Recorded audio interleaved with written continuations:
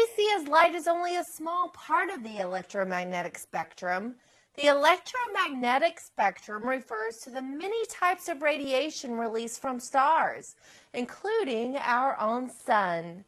Electromagnetic radiation travels in waves. Frequency describes how many waves per second a wavelength produces. Wavelength measures the length of an individual wave in meters. Scientists describe the electromagnetic spectrum as a long line. At one end lie radio waves, with the longest wavelengths and lowest frequencies in the spectrum. A single radio wave has the length of a football field.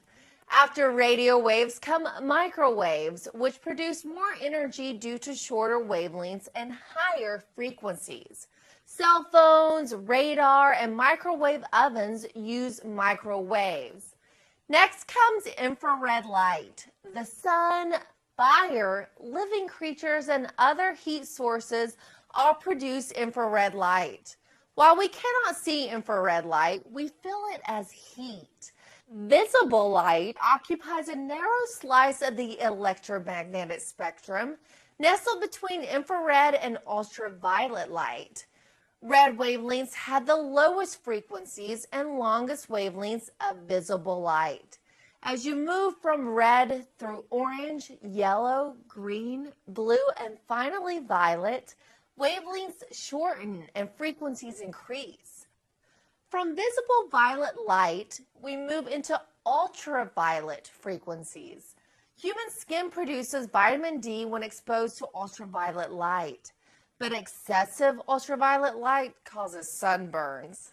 Next, X-rays, which pass through soft tissue but not denser materials such as bone, making them valuable for medical tests.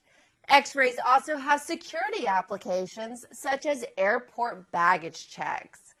Gamma rays produce even shorter wavelengths, higher frequencies, and more energy. In comparison to the football field-sized wavelengths of radio waves, gamma ray wavelengths are as small as atom nuclei.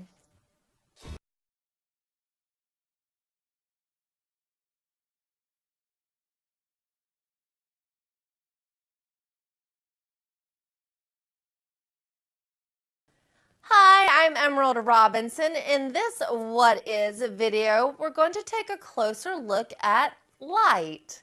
What we see as light is only a small part of the electromagnetic spectrum, which refers to many types of energy released from stars, including our own sun.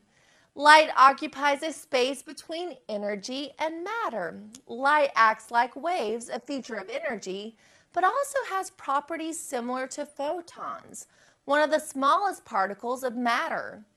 Light travels at the fastest speed allowed by the laws of physics, 186,287 miles per second. Even at these speeds, it takes 8.32 minutes for light from the sun to reach Earth.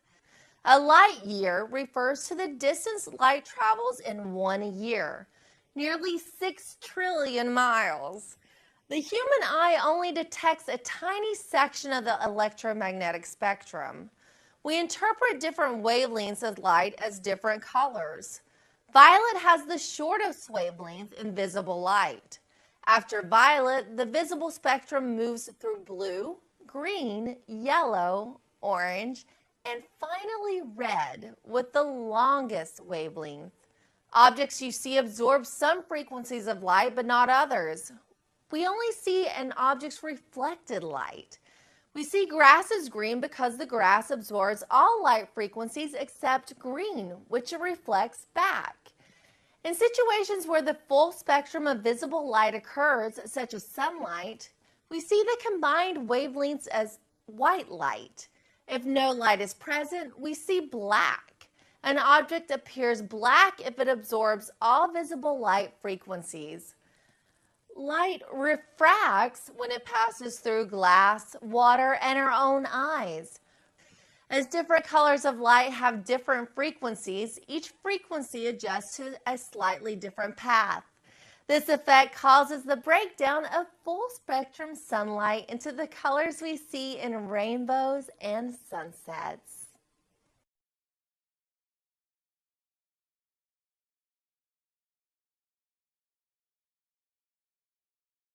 Are light and color two different quantities? Why the shimmer of a butterfly's wing? The ancients say that light is colorless, but what then is a rainbow?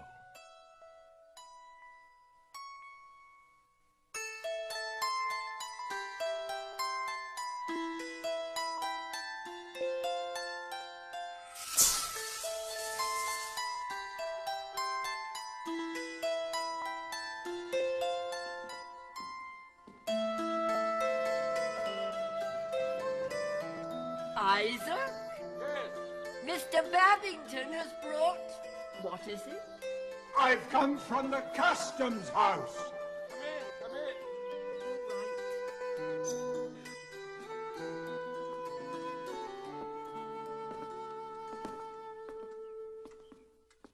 Isaac?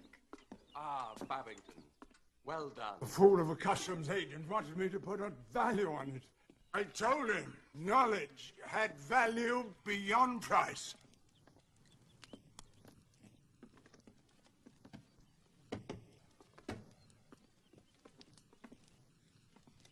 These hold a key to the contemplation of colors.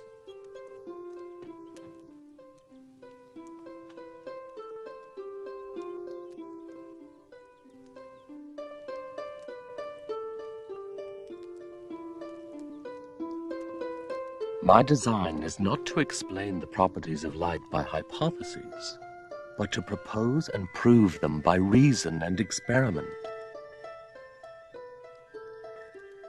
The prism bends light, but it bends light of different colors by different amounts.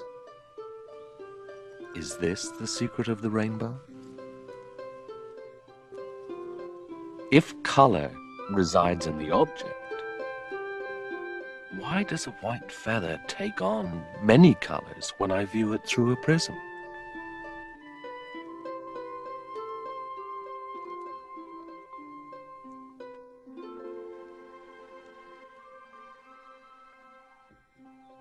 Mother, put out the candles, and I will show you the light as you've never seen before. The dawn is almost upon us. As we know, Aristotle and Descartes agree, color varies from white to black, from purity to darkness. That red light is closer to pure white, and violet is closer to darkest black. Aristotle and Descartes are wrong. White light holds within itself all the colors of the rainbow. Light consists of rays that bend by different degrees, each a different color. These colors reside in the prism. The glass provides the color. I can prove otherwise with a second prism.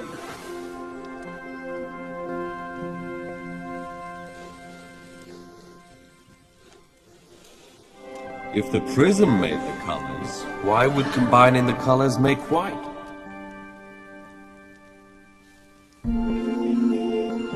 White light consists of rays of different color, differently refractive.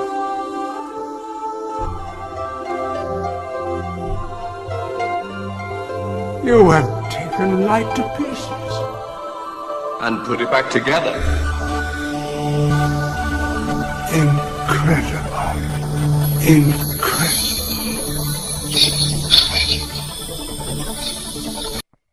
What you should know by the time you finish this is that light is a type of energy that we can see. White light is a combination of red, blue, and green light.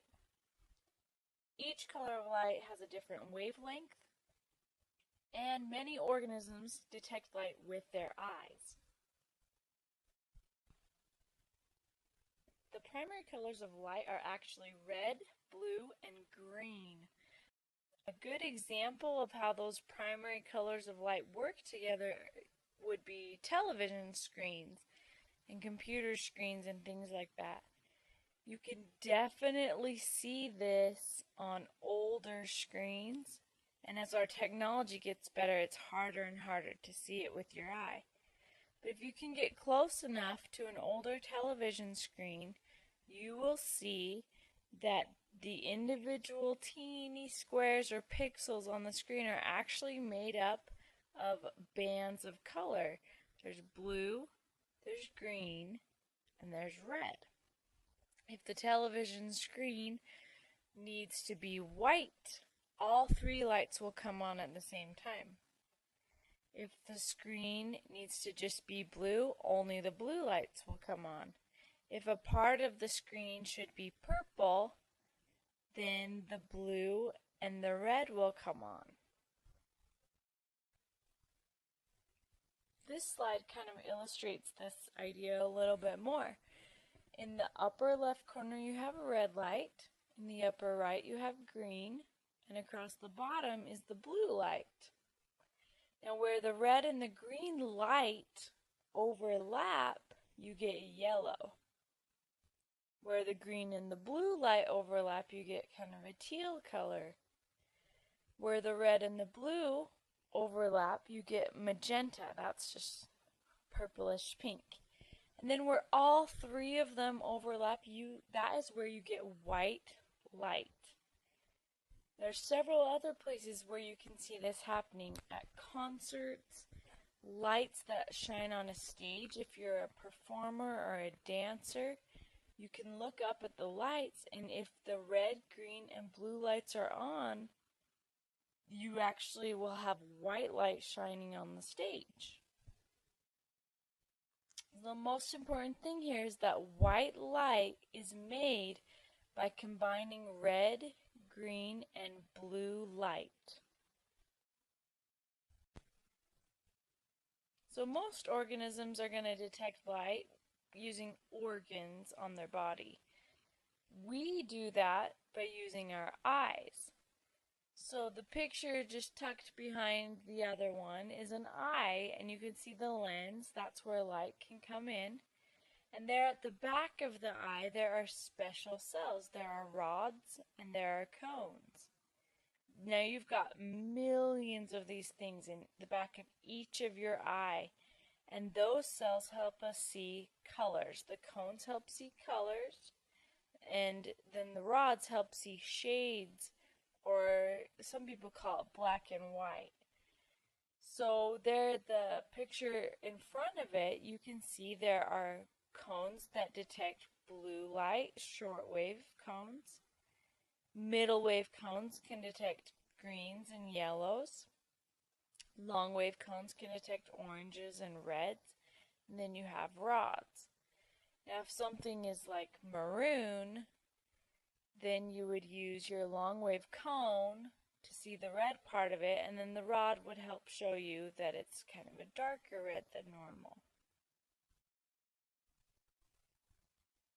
When we talk about this in class, one of the most common questions that kids have has to do with color blindness. Now that's a human genetic trait that causes someone to not see all the colors of the rainbow. It's usually because one or two types of the cones are missing or even damaged.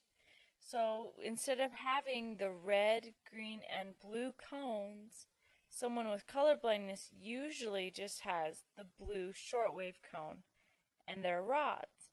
And this makes it so they can really only pick up on certain colors, and colors that are red and green look the same to them.